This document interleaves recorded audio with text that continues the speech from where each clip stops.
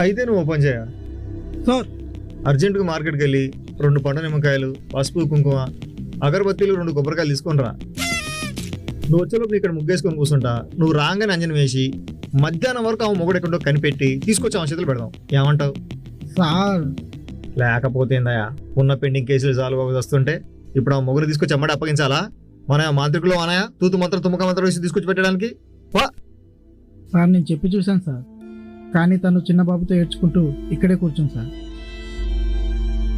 అబ్బా ఏందా ఇది? సర్లే రమ్మను పో. Yes sir. రండి మేడం. నమస్తే సార్. రండి కూర్చోండి. చెప్పండి ఏంటి మీ ప్రాబ్లం? సార్ నా భర్త 2 డేస్ నుంచి కనిపించడం లేదు.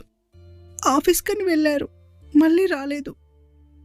కాల్ చేస్తే స్విచ్ ఆఫ్ అని వస్తుంది.